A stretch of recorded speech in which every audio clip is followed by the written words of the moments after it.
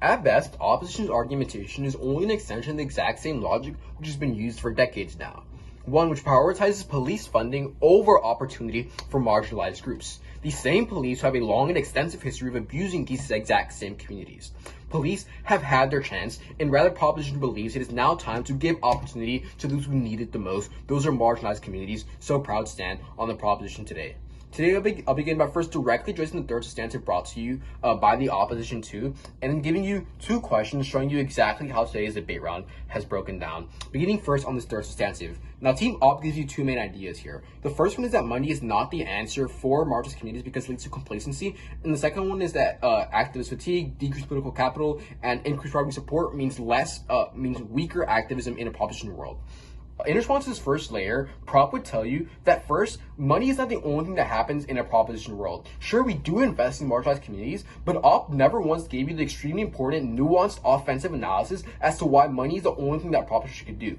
Instead, they never told you why it isn't possible for Prop to say, you know what, okay, we have a couple $1,000,000 here from the police department. We can throw this into investing into creating this community center for this community. But they never see why exactly we're able to, after that, go out and manage the community, decide the way it's going to be run, who needs to be managing it, things of that matter. They never give this language extremely important. But in our second response, we tell you that even if you buy it for a reason like this, other managing and editing and restructuring of communities is less accessible to a proposition world. So at the very least, money helps a lot, because whenever we invest money into these marginalized communities, since they're not able to afford better teachers, better coaches, better equipment, invest in better access to healthcare, more access to higher paying and more stable and secure jobs, which is all extremely important for these marginalized communities. But on the second layer of analysis, when you talk about activist fatigue, proposition pushes back with two main lines of rebuttal. The first one would be that we take this idea that in a proposition world in which we defund the police, that all of a sudden activists would wake up and say, you know what, the police have been defunded, I'm tired, I give up on my job, I've done what I'm supposed to do, simply does not make sense. It's a huge, massive assertion from opposition. Instead, we have three main reasons to why activism will actually be stronger in a proposition world. The first is because activists will simply be more motivated. If I spend the last couple of weeks of my life doing everything I can to get the police to be defunded, and that actually happens as would in a proposition world, as an activist, I'm not going to be more motivated to go out and pursue other issues which need to be solved, as I've now experienced that my activism is actually leading to real meaningful change, and I'm not incentivized and more excited to do that for other issues as well. But second, we see that in our world, whenever we defund the police and reinvest within these marginalized communities, first, you're simply more likely to be alive because there's less police out on the streets. But even more importantly, by giving this new reinvestment, these new resources, these people are it's going to be a huge demographic who has first-hand experience inequities of the system, but now has resources necessary to go out and make more effective and efficient activism because of these new resources that they have received, new better education, better access to jobs, things like that. This means that activism is actually more stronger and efficient in a proposition world. The third reason is because activists are supposed to be more focused now because there's not as many issues. Because for years now, we've seen that activists and progressives have to divide their attention between things like police brutality, but also healthcare, gun rights, workers' rights, things like that. But in a proposition world where we defund the police as part of mechanism, and then secondly, pass accountability, for example, things like editing qualified immunity or banning chokeholds, and then third, reinvest this within these communities. This means that people are going to be much more focused on other issues, as police brutality simply won't be as much as an issue anymore because of the proposition mechanism.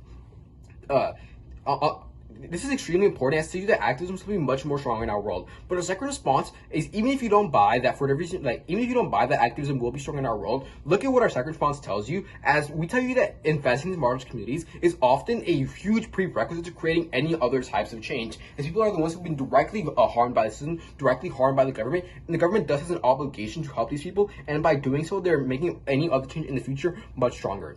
This is extremely important, as even in our world, on our lowest ground, we still create a baseline of change, which create even more change in the future. But on our highest and most likely ground, we turbocharge how long activism and creating change actually takes, which is extremely important for how effective our proposition world is. Now, moving on to the next two questions for today's round. The first one is, does the government have an obligation to defund the police? Now, Op has given you two arguments. The first one is that reform solves or decreases police brutality without the harms brought by defunding. And secondly, the government has an obligation to justice and not to defunding the police. Two ways the Prop pushes back against this and why we overall win on this question. The first one tells you that we simply need less cops in the streets. Now, over the past 6 years, we've seen a huge inflation in the budgets for police departments, which has not led to any decreasing the amount of crime which is happening.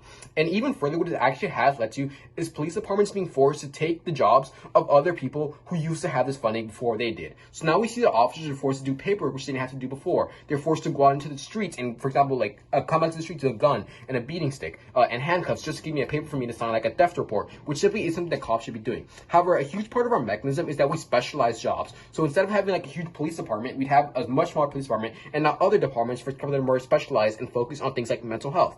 This is extremely important as it fulfills the role which police officers simply don't have in the status quo. But secondly, and much more importantly, we see that money is a zero-sum game. Even before COVID-19 happened, we said 2020 was already predicted to have a recession. And city, state, and federal governments are being forced to decide if they want to give funding to marginalized communities or to police departments. There are two main reasons why this money must go to marginalized communities.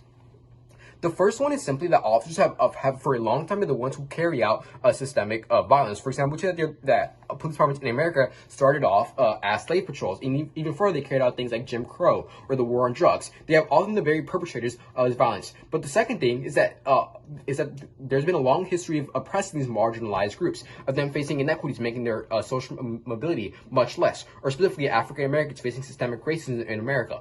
Because the government has a direct obligation to help these marginalized groups. And even if that means defunding the police, is an obligation the government must make before any practical harms, because these things have been taken directly from marginalized groups to begin with. The only way to meet this obligation is to defund the police and reinvest in communities.